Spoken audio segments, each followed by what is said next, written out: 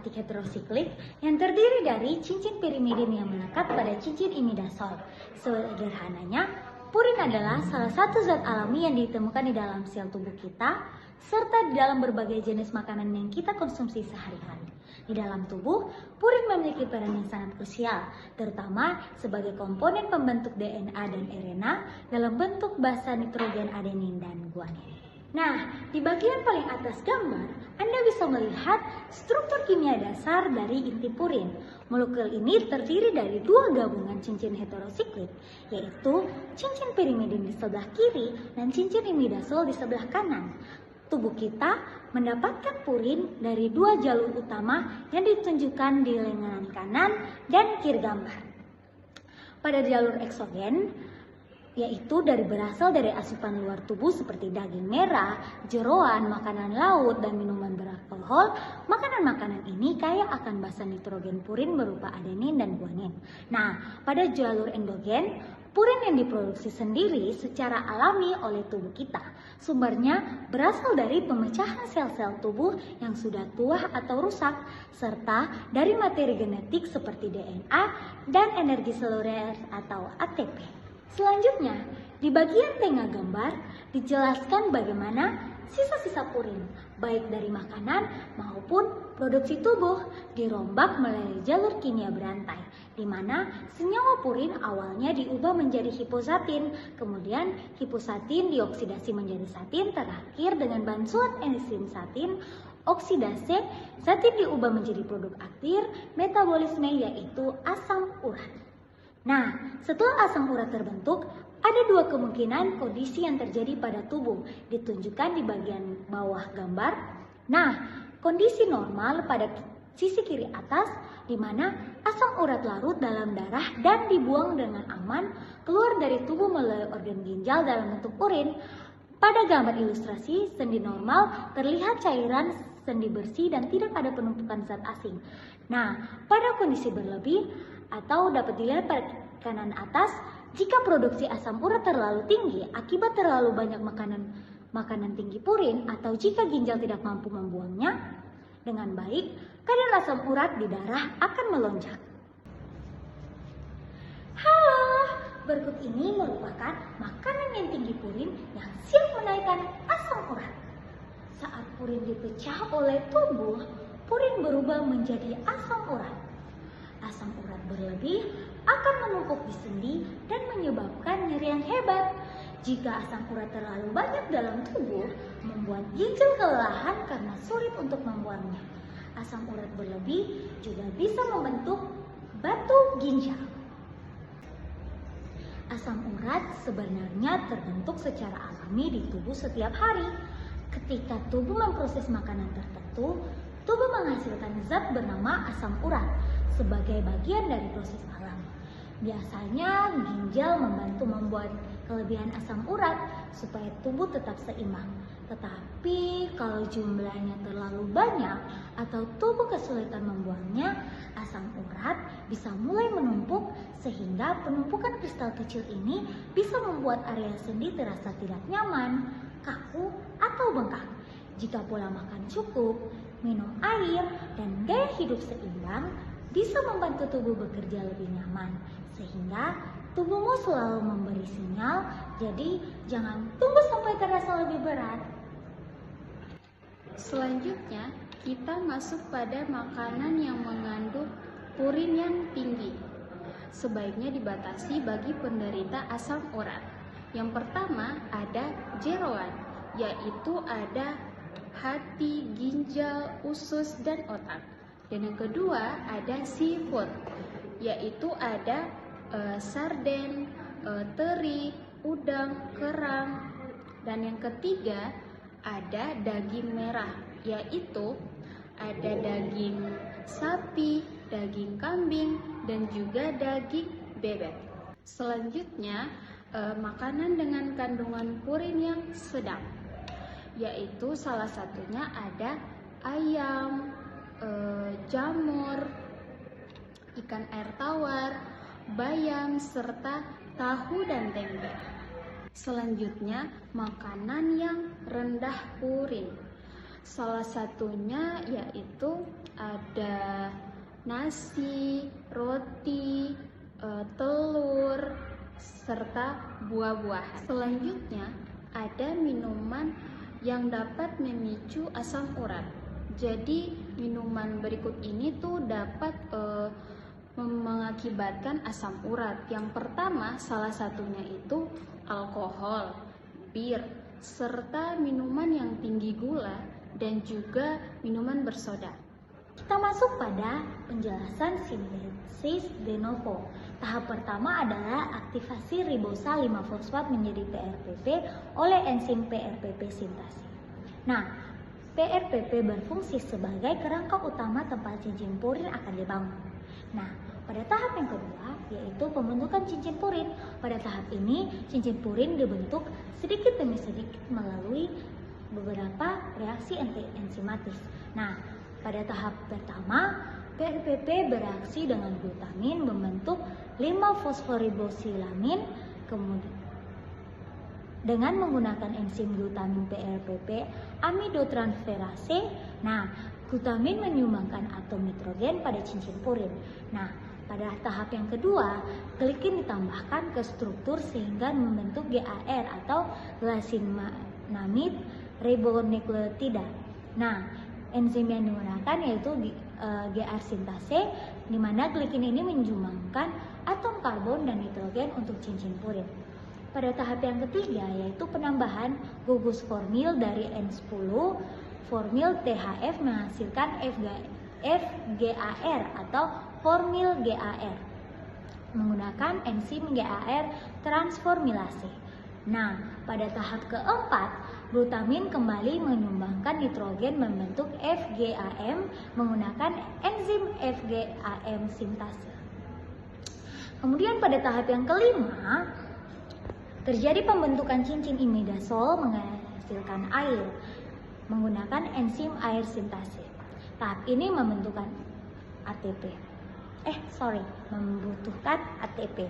Pada tahap yang keenam, penambahan CO2 membentuk cair di mana menggunakan enzim air karboksilase, di mana karbon dari CO2 menjadi bagian dari cincin purin. Pada tahap yang ketujuh, aspartat masuk ke reaksi membentuk sidecar, di mana enzim sidecar sintase, di mana aspart menyumbangkan atom nitrogen. Pada tahap yang ke-8, fumarat dilepaskan dan membentuk air char menggunakan enzim adenylsukcinatliasa. Pada tahap ke-9, penambahan gugus formil kedua menghasilkan Vicar, di mana menggunakan enzim ICAR transformilase.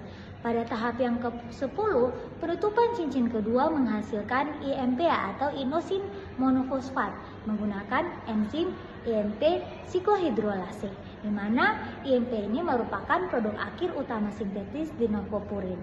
Nah, selanjutnya terjadi pembentukan AMP dan GMP. IMP kemudian menjadi prekursor pembentukan AMP dan GMP. Jalur pembentukan AMP, IMP bereaksi dengan aspartat menggunakan energi GTP membentuk adenylsukcinat lalu menghasilkan AMP. AMP digunakan dalam pembentukan RNA, pembentukan ATP, dan metabolisme energi. Pada jalur pembentukan GMP, GMP dioksidasi menjadi XMP, kemudian glutamin menyumbangkan nitrogen sehingga membentuk GMP. Nah, GMP ini digunakan dalam pembentukan RNA, pembentukan GTP, dan sintetis protein.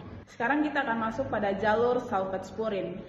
Pada proses normal, sumber utama purin dari yang pertama itu pemecah DNA dan RNA, di mana DNA dan RNA di dalam sel tubuh kita tersusun atas basa nitrogen. Dan salah satu jenis basa nitrogen terbesar adalah purin atau adenin dan guanin. Ketika tubuh melakukan regenerasi atau daur ulang, asam nukleat DNA dan RNA ini akan dipecah dan menghasilkan purin. Yang kedua, terdapat pada makanan. Purin juga masuk ke dalam tubuh melalui apa yang kita konsumsi. Makanan yang tinggi sel hidup atau memiliki aktivitas metabolik tinggi biasanya kaya akan purin. Yang ketiga, penghancuran sel. Setiap hari ada jutaan sel tubuh kita yang tua, rusak, atau mati dan harus digantikan dengan sel baru.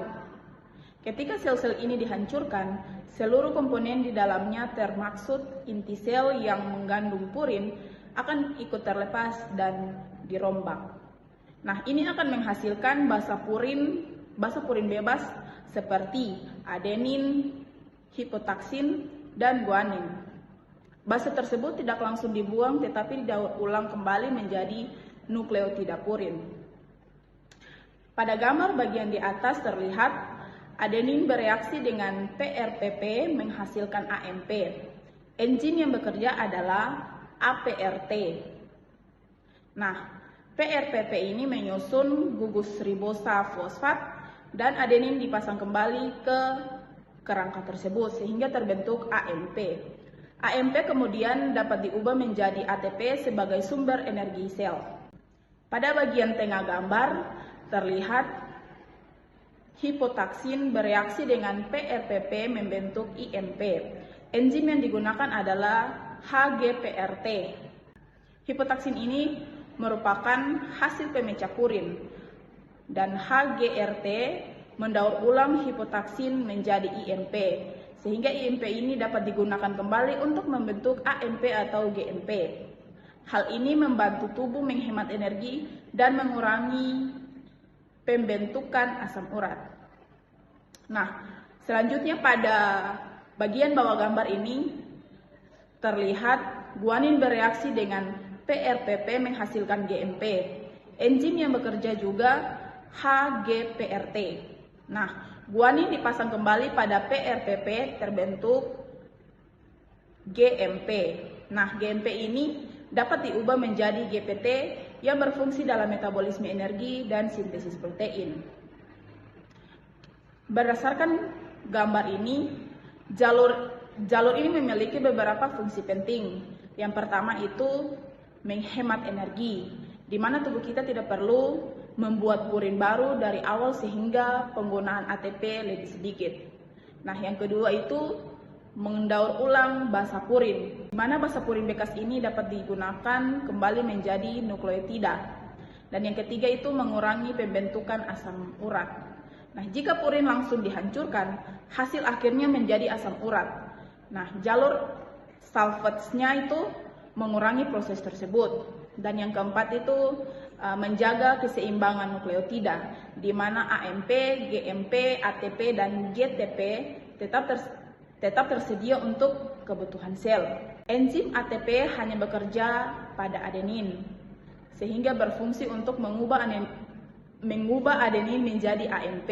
HGPRT bekerja pada hipotaksin dan guanin. Fungsinya untuk mengubah hipotaksin menjadi IMP, mengubah guanin menjadi GMP. Enzim ini sangat penting dalam metabolisme purin. Katabolisme purin pada gambar di atas menjadi dua jalur utama, yaitu jalur degradasi AMP dan juga jalur degradasi GMP. Kedua jalur akhirnya menghasilkan asam urat. Yang pertama, jalur degradasi AMP. Pada bagian atas gambar terlihat pemecahan AMP atau adenosin monofosfat. Tahap yang pertama, AMP menjadi IMP, di mana AMP mengalami dominasi oleh enzim. AMP dominasi sehingga berubah menjadi IMP. Tahapan yang kedua, IMP menjadi inosin, di mana IMP diubah menjadi inosin oleh enzim 5 nukleotidase atau IMP menjadi inosin. Tahapan yang ketiga, inosin menjadi hipoksantin. Inosin ini dipecahkan oleh enzim PNP atau purin nukleosidase fosfilase menghasilkan hipoksantin.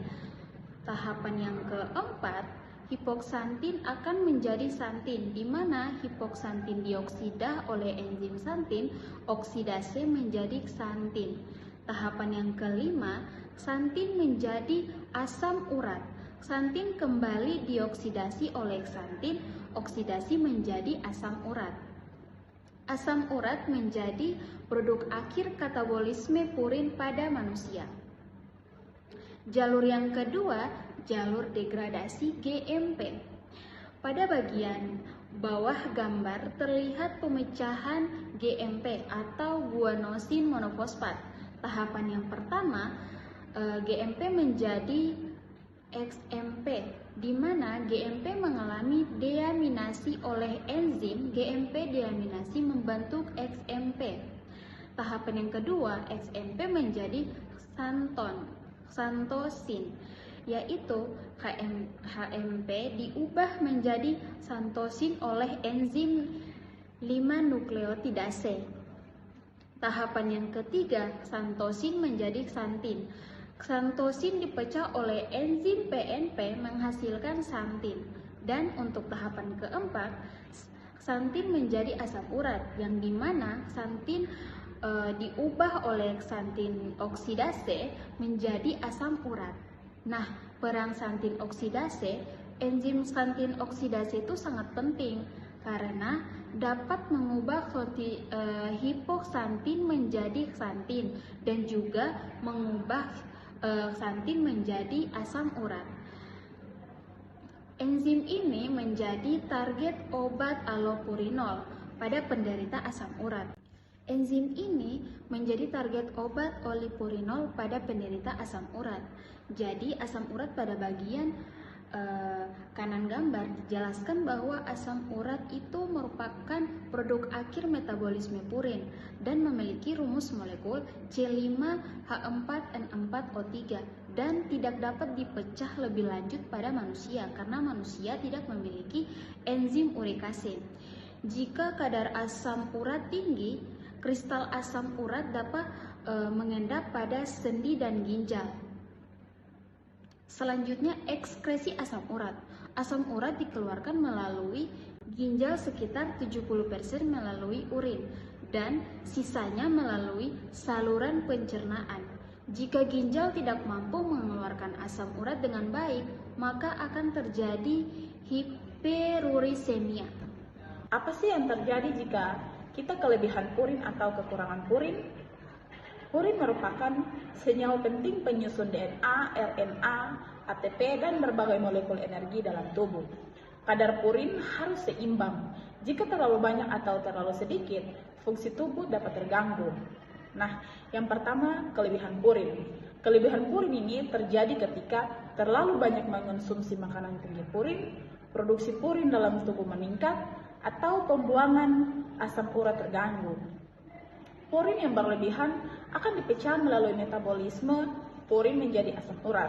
Jika asam urat terlalu banyak, maka akan terjadi hiperurisemia. Penyebab kelebihan purin, makanan tinggi purin misalnya jeroan, daging merah, seafood, sarden, alkohol, minuman tinggi fruktosa.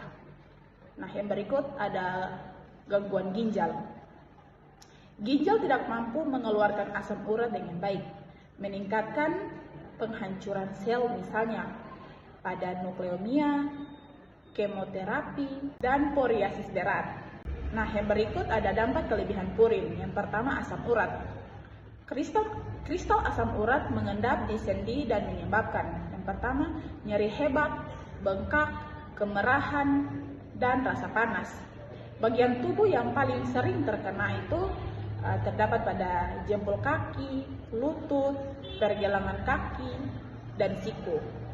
Nah, yang berikut ada batu ginjal.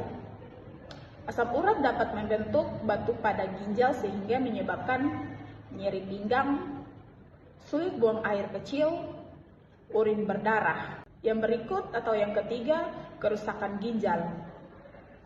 Penumpukan kristal dalam asam urat dalam jangka panjang dapat menurunkan fungsi ginjal. Yang keempat ada peradangan, di mana kadar asam urat tinggi memicu respons inflamasi pada jaringan tubuh. Gejala kelebihan purin, yang pertama itu ada nyeri sendi mendadak, sendi bengkak, tubuh mudah lelah, nyeri saat bergerak, dan muncul benjolan tofi pada sendi. Nah, bagaimana cara untuk mengatasi kelebihan purin?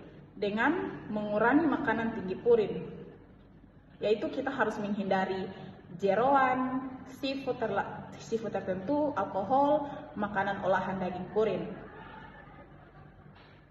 Dan kita harus memperbanyak minum air putih agar membantu ginjal mengeluarkan asam urat. Sekarang kita akan masuk pada kekurangan purin. Kekurangan purin lebih jarang terjadi, tetapi dapat mengganggu pembentukan nukleotida dan energi sel. Karena purin penting untuk DNA, RNA, ATP, dan GPT, kekurangannya memengaruhi pertumbuhan dan fungsi sel. Penyebab kekurangan purin, yang pertama itu gangguan sintesis purin, kelainan genetik, malnutrisi berat, dan gangguan metabolisme sel. Nah, dampak kekurangan purin. Yang pertama, gangguan pembentukan DNA dan RNA, di mana sel sulit membelah dan memperbaiki diri, sehingga mengakibatkan pertumbuhan terganggu dan regenerasi jaringan melambat. Yang berikut, penurunan energi sel, di mana ATP dan GPT berkurang sehingga tubuh menjadi lemah, mudah lelah, kurang tenaga.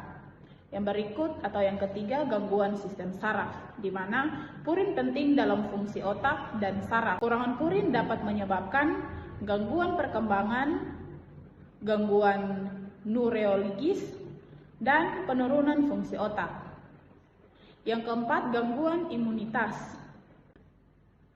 Produksi sel imun dapat terganggu karena sintesis DNA menurun. Cara untuk mengatasi kekurangan purin, yang pertama, kita harus mengonsumsi makanan sumber purin dalam jumlah seimbang, karena tubuh memerlukan purin untuk membentuk nukleotida dan energi sel. Oleh karena itu, konsumsi makanan yang mengandung purin dalam jumlah cukup sangat penting.